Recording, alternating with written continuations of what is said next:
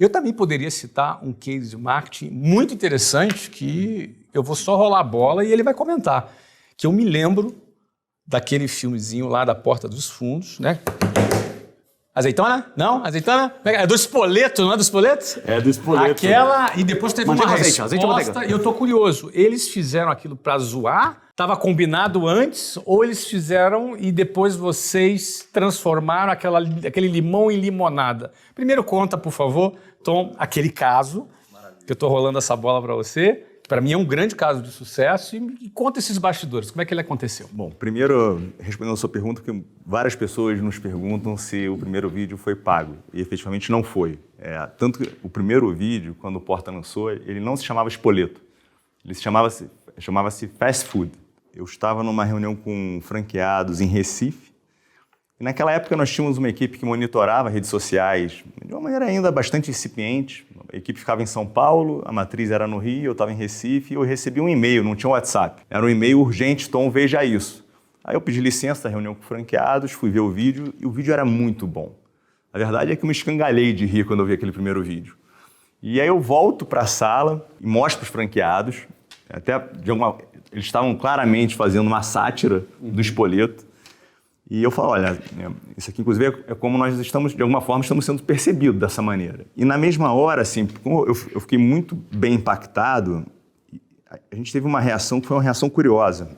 Eu e meus sócios, nós estávamos cada um em um lugar do Brasil. Um estava no Rio, outro estava em São Paulo, eu estava em Recife. E nós tivemos a mesma reação, cada um da sua forma, mas a reação foi, a gente precisa saber quem são esses caras. O Porta não era conhecido. E a gente precisa se aproximar desses caras, porque esse vídeo vai explodir. Esse vídeo é tão bom. E era o terceiro dia que estava no ar. Tinha, sei lá, 300 views. Tinham poucos views ainda. Isso era uma quarta-feira. Na sexta, aí o time corre atrás, descobre o tal de Porta dos Fundos e tal. A gente marca um chopp no Baixo Gávea, no Rio de Janeiro. E aí vamos eu, Maria Eduardo. Do outro lado estava o João Vicente de Castro. Estava o Ian, que é o produtor. E estava o Kibe, o Antônio. Que tinha o canal Kibe Louco na época. E a gente conversando, e eles meio assustados, porque eles já tinham feito uma sátira de uma outra marca que não tinha sido muito bem recebida na época. E a gente falou, olha, o vídeo é muito bom, a gente quer produzir algo em cima desse primeiro vídeo que nos permita escutar os clientes e que nos permita receber os feedbacks de como está a experiência dentro do Spoleto. A gente está falando de marketing, experiência fundamental dentro do marketing. E a gente não deu nenhum briefing. O único briefing foi, tenha um carinho, porque é a história das nossas vidas. E ponto. Até porque o Porta você não dá briefing.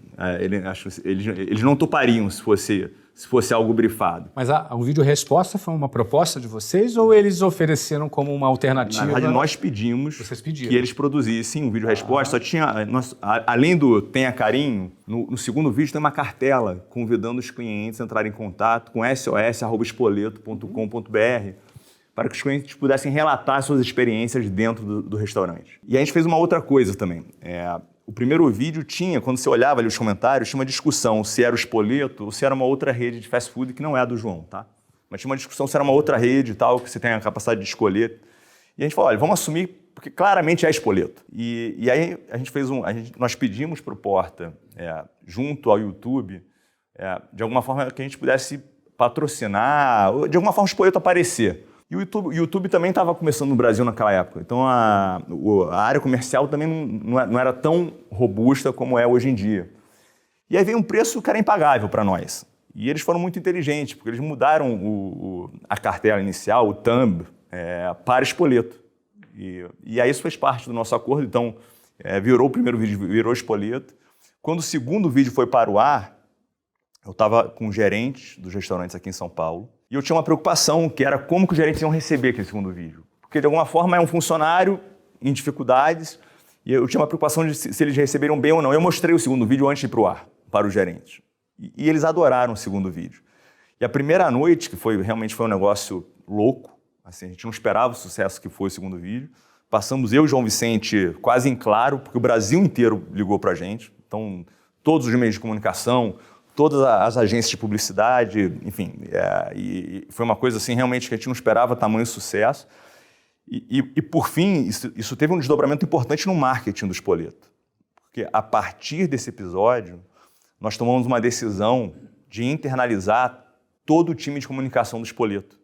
Porque eu não contei, mas naquele momento, quase todo mundo, com exceção dos 3 sócios e o Mário Eduardo, foram todos contra a gente fazer qualquer coisa com porta.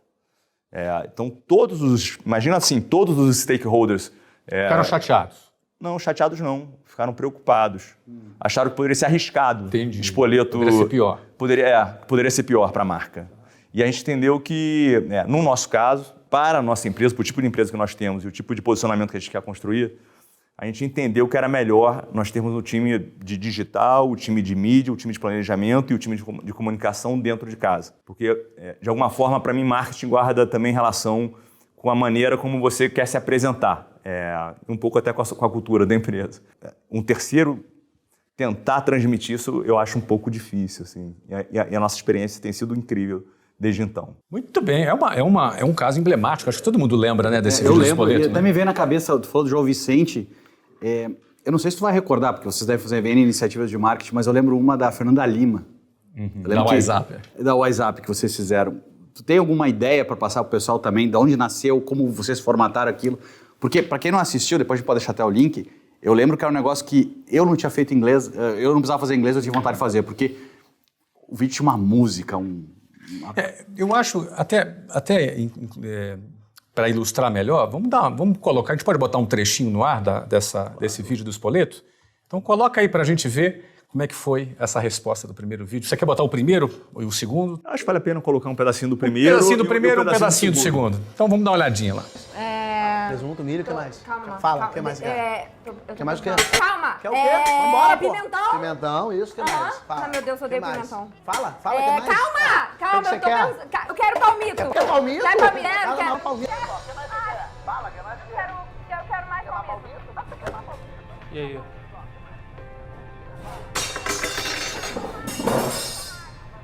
Boa tarde. Boa tarde, senhora. Tudo bem? Tudo ótimo, senhora. Deixa eu ver. A senhora ainda não decidiu, senhora? Não. Não decidiu, não é? Tinha 15 minutos na fila para decidir, mas esperou para decidir no balcão. Calma. Leve o tempo que a senhora quiser, vá no seu tempo. Tem azeitona? A senhora tá vendo azeitona na sua frente, senhora? Tô. Então tem azeitona. Então tem, olha aí. Bom, é realmente genial essa sintonia que eles conseguiram ter entre o segundo vídeo e o primeiro vídeo. E ficou de bom gosto, né? Acho que todo mundo gostou no final, né? E sabe o que foi interessante, Fábio? Do ponto de vista de recrutamento e seleção, nós passamos a atrair mais jovens. Eventualmente jovens que já tinham uma pegada e que já queriam trabalhar talvez em empresas mais ligadas ao mundo digital, passaram a procurar o Spoleto a partir desse Que se vídeo. identificaram com a marca. Então você vê como é que o marketing toca a companhia como um todo. O que me chamou muita atenção nessa história e que me tocou como usuário na época, né? Não como um profissional de marketing, foi que eu me identifiquei. E aí, vendo essa campanha, o quão bem sucedido ela foi, e tentando olhar um pouquinho para cases internos, eu vejo que os meus cases mais bem sucedidos, eles tiveram um elemento muito parecido, que foi o elemento da identificação. Então, às vezes a gente quer fazer um marketing com muita complexidade, né? E aquelas coisas mais simples, que geram mais identificação, geralmente são as coisas que mais chamam a atenção. Então, se você for pegar os vídeos mais virais da internet, eles geralmente são amadores, porque as pessoas elas se identificam, né? Quando a gente vai fazer uma coisa muito bem produzida, às vezes a gente distancia, né, o consumidor. Então, eu tenho alguns cases de marketing, né, onde eu percebo que, primeiro, pessoas, elas geralmente compram de pessoas, né? Então, quando você cria algum tipo de aproximação entre humanos, né, você tem muito mais probabilidade de conseguir tocar na emoção da pessoa e se você consegue gerar uma identificação melhor. Porque às vezes a gente acaba distanciando tanto, né, o que a gente está marketeando do consumidor que a gente simplesmente não consegue criar um elo, não é? Então, eu como um cara que trabalho muito na internet, descobri isso muito cedo. Né? Os conteúdos que eu sempre produzi tentando me colocar como alguém muito acima de alguma forma da audiência, eles dificilmente emplacaram. Na verdade, eles não emplacaram. Por quê? Porque na internet, você quer olhar para alguém que de alguma forma você possa se enxergar, né? E isso daqui me fez ter alguns cases interessantes. Então, por exemplo, quando você pega identificação com o marketing de conteúdo, os meus maiores cases vieram de marketing de conteúdo, né? Eu sou um cara que eu passei alguns anos produzindo conteúdo sobre finanças. E eu sou uma pessoa produzindo conteúdo.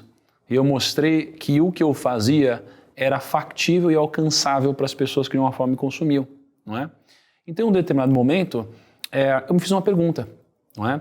Eu estava próximo de um grande grupo de investimentos e uma grande pergunta que eu aprendi a me fazer no marketing e que pode ajudar qualquer empreendedor é o seguinte: que serviço ou produto o seu cliente compra imediatamente antes de comprar de você, não é? Então, nesse grupo de investimentos, o que esse cliente ou consumidor fazia exatamente antes de abrir uma conta? Ele assistia um vídeo de um influenciador. Eu era esse influenciador.